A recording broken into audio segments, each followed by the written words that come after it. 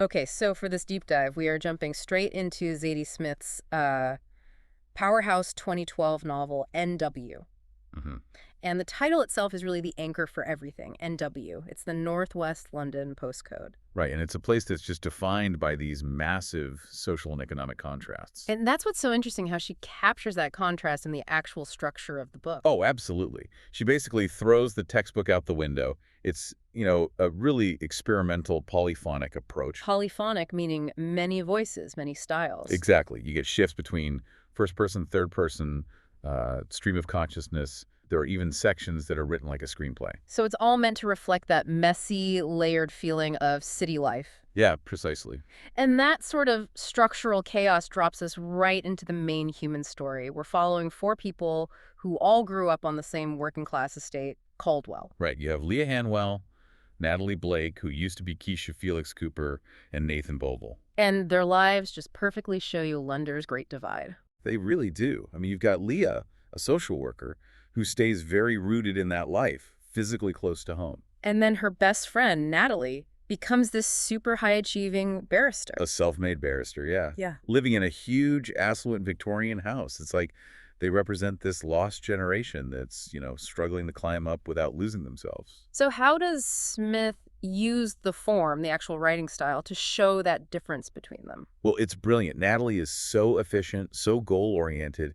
Her part of the story is told in these 185 short, numbered sections. Almost like a legal document. Exactly. It's tight, it's controlled, just like her. Which is such a sharp contrast to Leah's section. Completely. Lee is much more mellow, more searching, and her part is just these long, sprawling passages of stream of consciousness. And that's where you see why people make those comparisons to writers like James Joyce or Virginia Woolf. Right. The form is the character. And for Natalie, that tightly controlled persona she's built, it leads to this huge internal conflict, right? A massive one.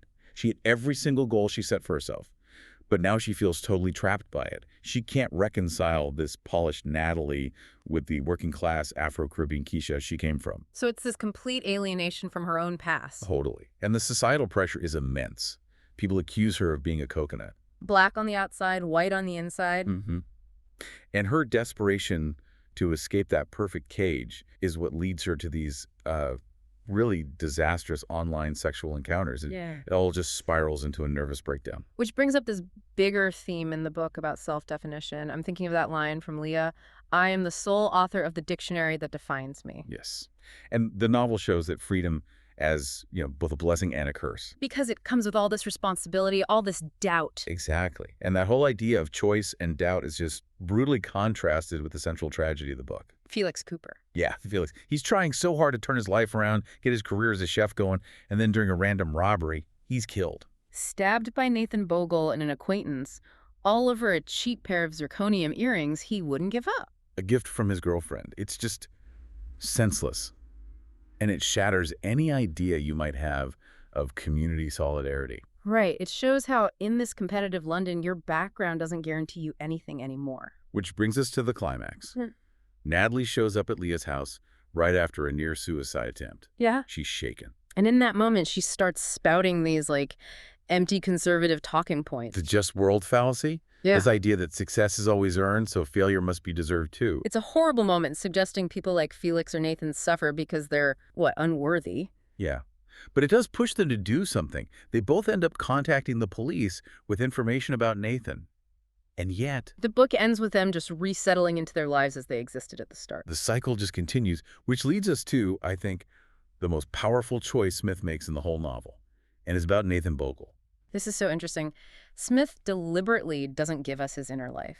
We never get inside his head. He's just unknowable. She forces you, the reader, to confront your own assumptions about him. You see an isolated homeless addict, and he's likely perceived as a threat first. She refuses to give you context for his violence. It's a direct challenge. It is. And that leaves us with the final thought for you to chew on. In our own lives, in our own cities, how quickly do we let ourselves define other people based only on what we see on the outside?